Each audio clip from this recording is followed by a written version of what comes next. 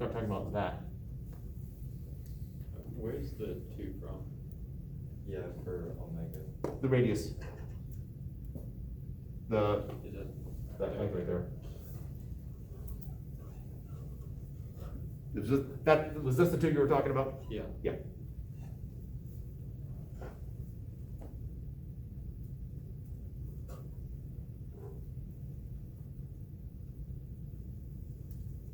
Notice, ultimately, my moment of, my angular velocity, the magnitude of my angular velocity was I times omega. I was m times L squared. Omega was V divided by L, which just becomes MLV, or more traditionally, MVL. If we think about the radius of curvature, bad wording, if we think about R being the distance instead of L here, we end up with a more traditional looking way of looking at the formula of the angular velocity of a point particle traveling perpendicular to the axis. MV, that's just the momentum. And with hand waving, we can also find L by R cross P. Momentum and R. So, an alternate way of finding angular momentum.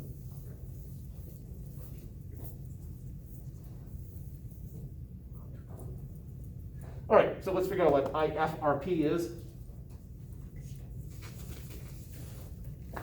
And apparently getting farther from Austin as we do this.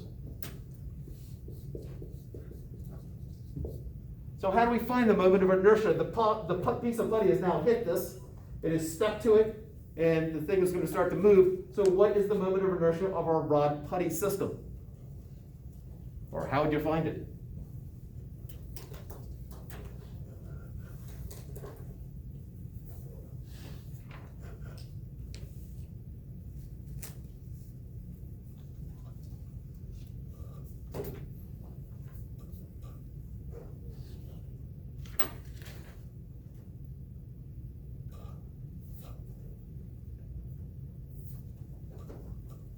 How do you find moment of inertia of a complex system like that without integrating? Which you could do.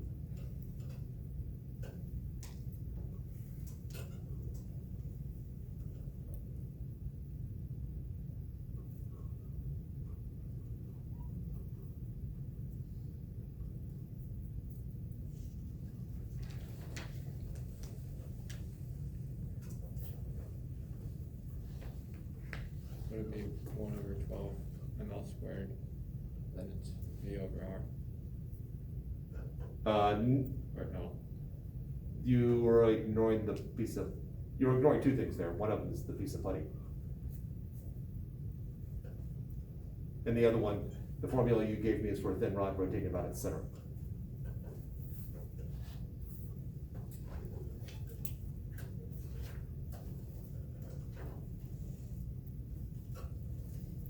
How do we bring the putty into it?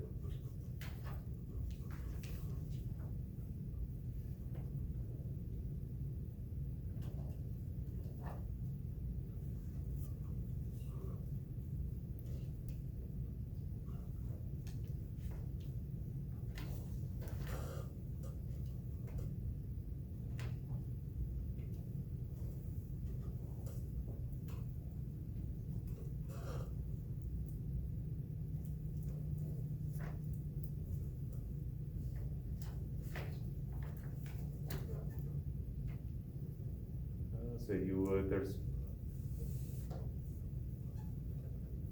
definitely a master set question which involves the complex system where you have J on the spinning chair. And we did something similar to this last Tuesday when we had the wheel with the spoke on it.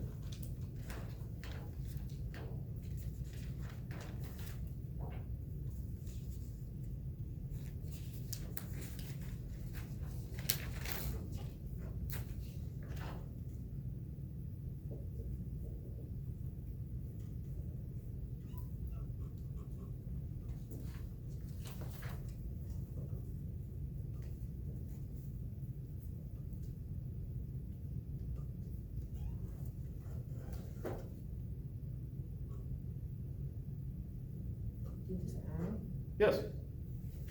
The moment of inertia, we have two things, which we do have formulas, and we just add them together. So this is going to be, because it's off center, it's going to be actually 1/3 ml squared plus the putty, which is just, so that's mass of rod, and this is mass of putty, L squared.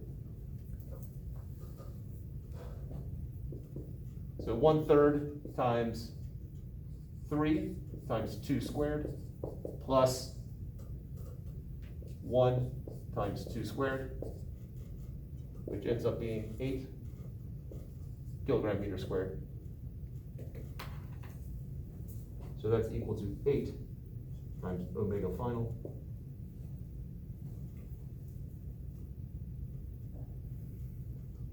And so omega final happens to be 1 radian per second. And it's going to be rotating from our point of view clockwise. And we haven't established a coordinate system yet. So into the word positive or negative?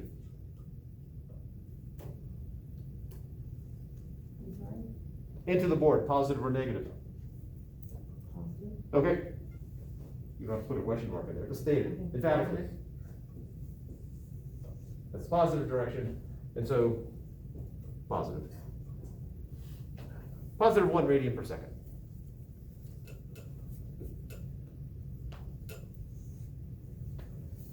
We write that so it doesn't look like a 4. Positive 1 radian per second.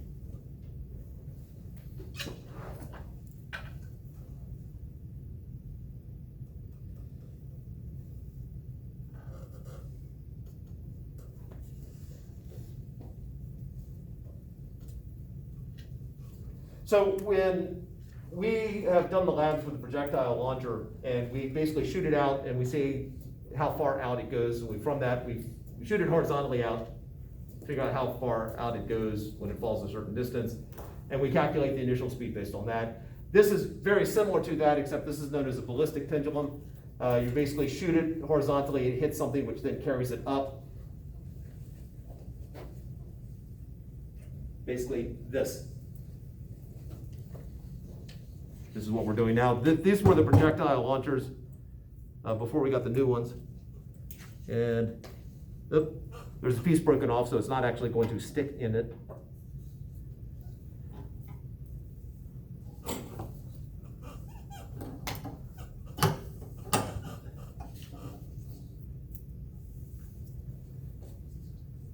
So what's supposed to do is supposed to lodge in there. There's a piece of metal that's missing, which basically it's easy for the ball to go in one way, but not the other way, so it goes in and sticks. This is not going to, it's just going to make noise. But and with the ball lodged in it, it then comes up to a certain distance. Obviously, since the ball didn't stick into it, this had much less mass, and so it swung farther than it usually does. The fact that there's a broken piece there is one of the reasons why we have the new projectile launchers.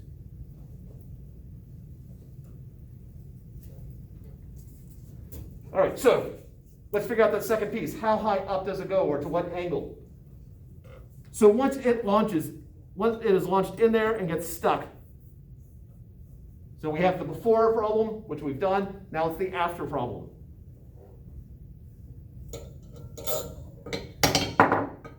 It goes up. What are we working with now?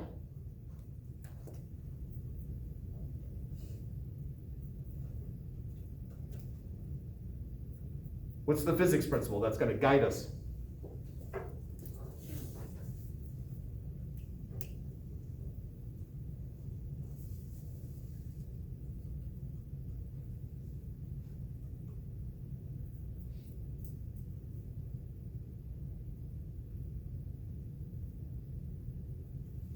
Let me erase some stuff while you think about that.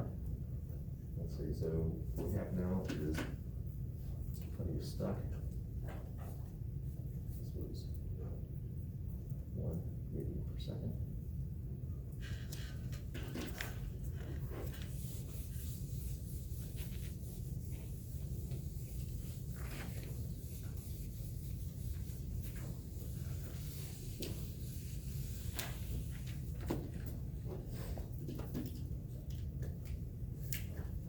Think about what are the forces involved. Gravity's gonna work against it. Okay? What else is working against it?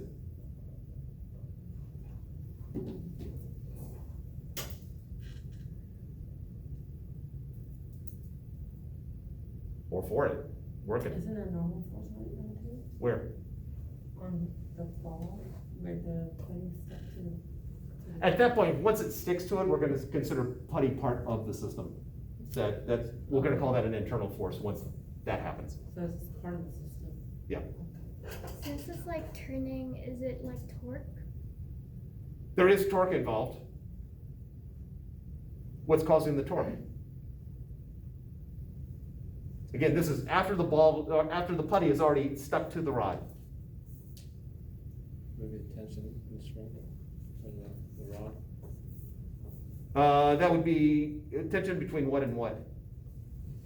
The putty and the rod. Then that would be considered an internal force at that point. Again, I'm considering the putty and rod as being one thing at this point.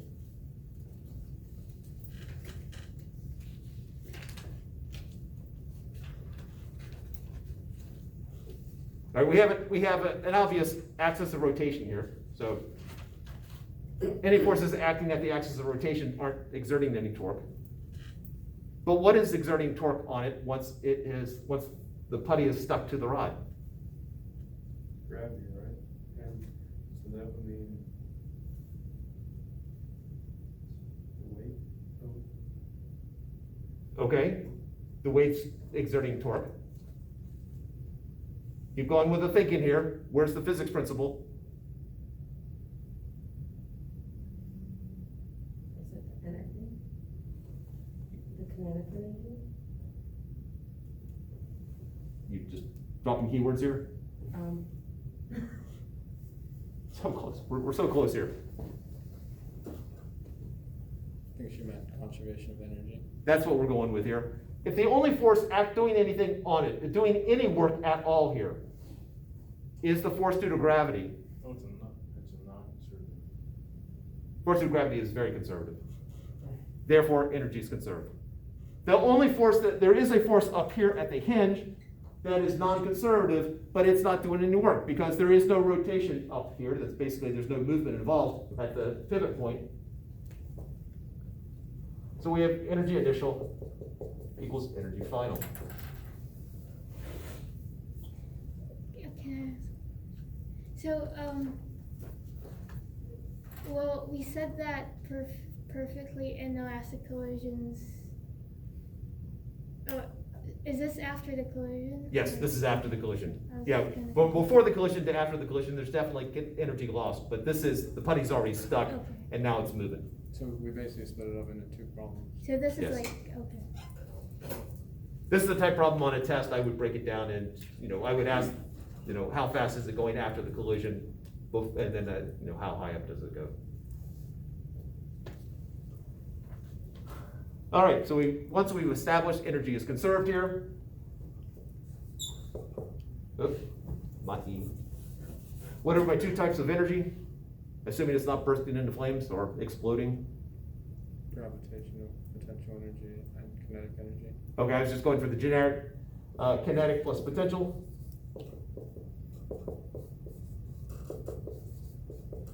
And then you got more specific.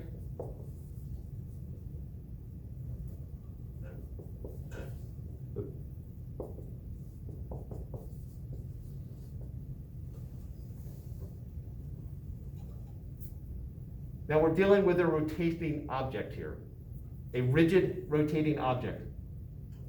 So everything in the object, in my rod putty system, everything in there is traveling at the same angular speed. So what formula is appropriate here? 1/2 I omega squared.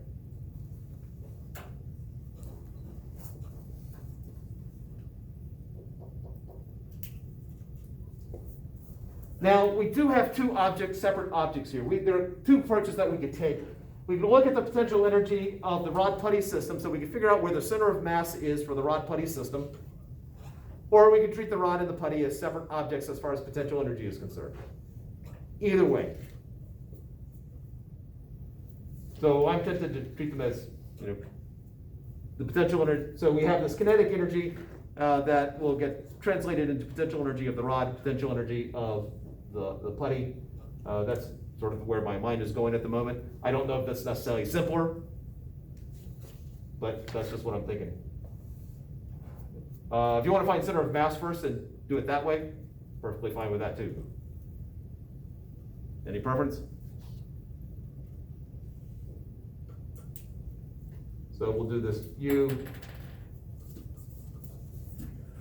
mass of putty, G, H, putty initial plus mass of rod, G, H, rod initial equals all that except final. 1/2 I omega final squared plus MGP, or MPG, HP final plus MRG, HR final.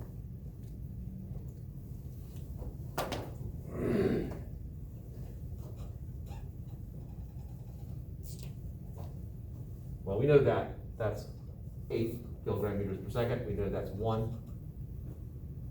We know this, we know that, this, that. We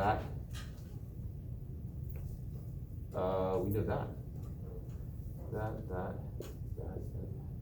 We know everything except our heights.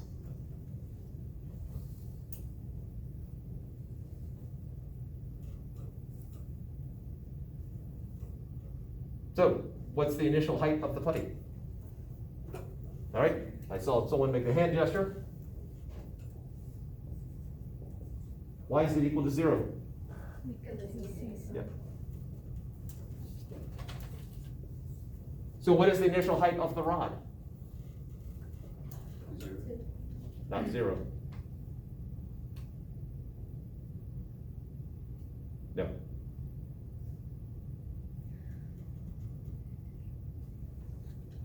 You had freedom with the first one. That establishes a system. Yes.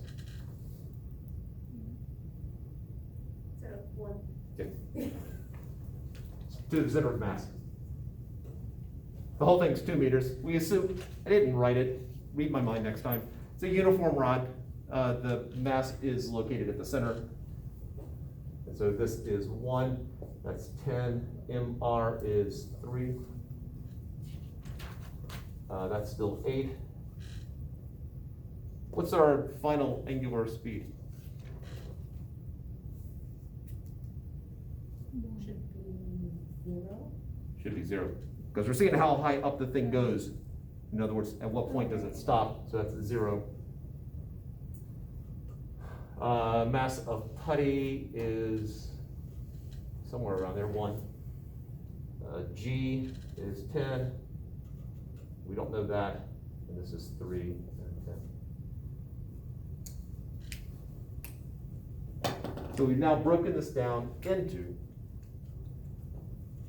4 plus 0 plus 30 equals 0 plus 10H putty final plus 30H rod final.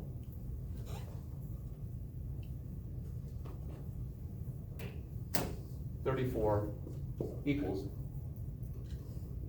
10 height of the putty final plus 30 times height of the rod final.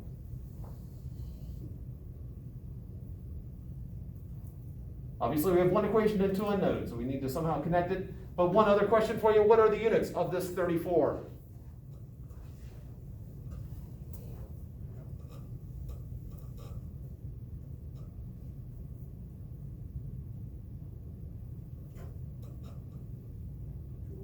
Yes, it's energy, joules. So how am I going to connect these two? And again, we're trying to find theta. Theta hasn't even shown up in our problem yet.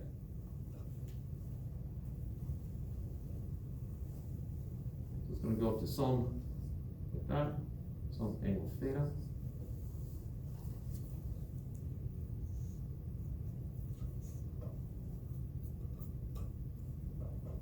Could you solve for one variable and then plug it in Do into the initial equation? the initial equation. into, what, this one? That one right there, so could you solve for like HPF and then plug it in? You plug it into what? Or substitute HPF in whatever it's equal to. Oh, the equation we haven't come up with yet? Or something else that, Well. all of this that's possible. is basically the same thing. This is what we get from starting here. So we don't have a separate equation yet to plug it into. Eventually we'll have another equation which does relate the two things. At that point, it comes down to your style of solving it.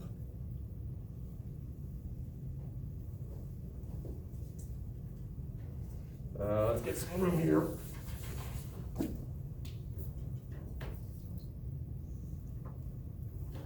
So that was h is equal to 0. This would be h is equal to 2 meters up here. That's some angle theta.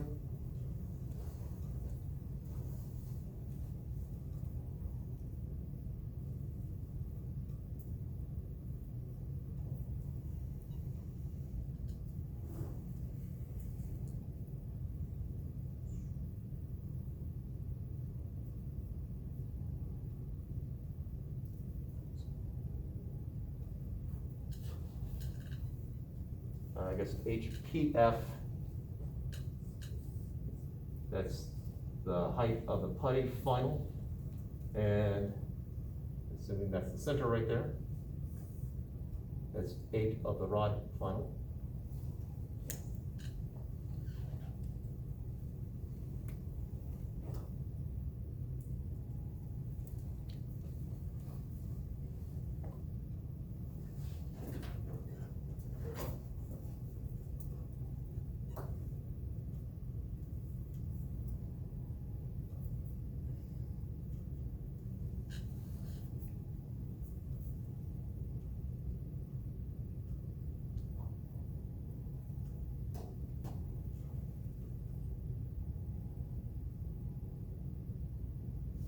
For those who just tuned in, what we're looking at here is we have one equation based on conservation of energy, one equation with two unknowns.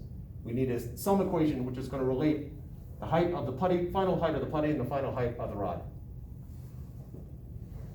And so the question out on the floor now is, what is that relationship? So in, What's the distance from that dotted line? What is that distance? Yeah. Well, I know that the rod here is 2 meters long. So I have a right triangle there. So that would be 2 times the sine of theta. Cal, you were about to say something?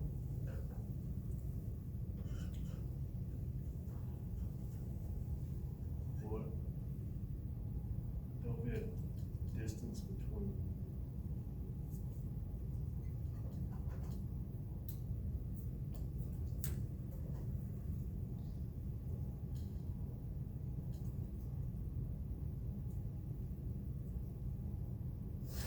So can't you send an equation out saying that? No, that don't make sense. Can't you just subtract the the adjacent side from the 2 meters? And what will that tell you? That'll give you the height of the putty final. Yep. Did something similar with the David and Goliath problem, well, Yeah, that that's master what I was said. thinking about too. So this is 2 times the cosine of theta. So HPF here, so this is 34, is equal to 10 times 2 minus 2 cosine theta.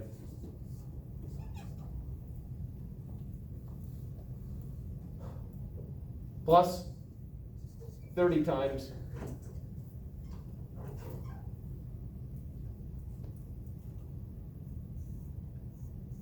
I think I know what you're trying to say, Courtney, Oh, but it's just sine theta and cosine theta. Wouldn't it be? Cause it goes from 2 to 1. so wait, basically this, but with 1? Yeah, that. So it's 2 minus 1 cosine theta. Because the center of mass of the rod is here, that's a distance of 1 meter. So again, we have a right triangle, this is 1 cosine theta.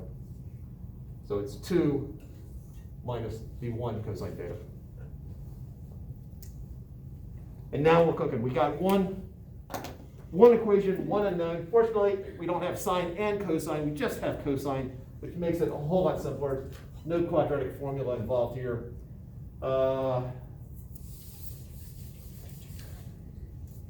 Keep our convention there. So we are left with 34 equals 20 minus 20 cosine theta plus 60 minus 30 cosine theta.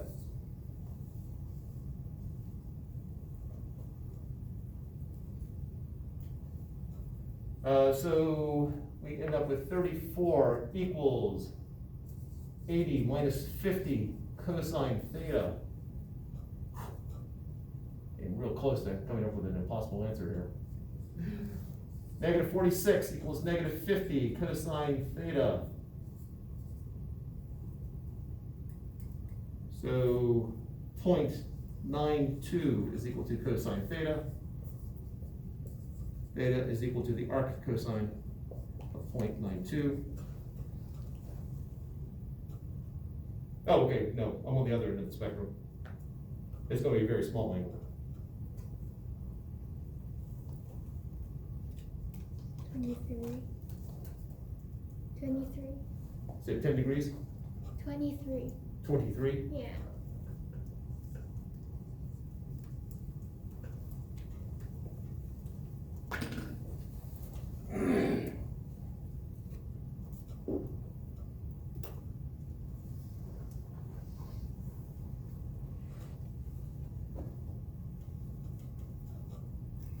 Another fun little problem.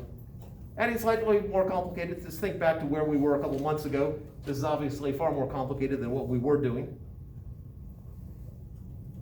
Highlights the need for conservation of momentum and conservation of energy.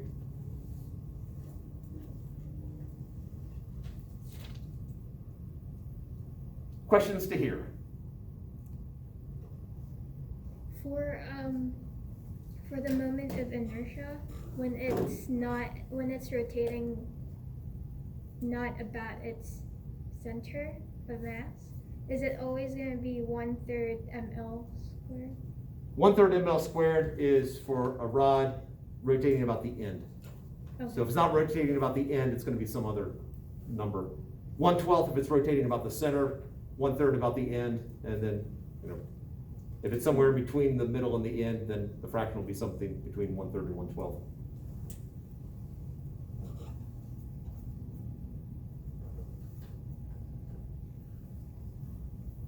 All right. Why don't we take a break here? Get, as refreshed as you can be after doing physics, because this should have already refreshed you. And we will start talking about, things like quizzes, assignments, stuff like that. I probably should talk a little bit about the test that's happening after Thanksgiving while I'm thinking about it. So, take time.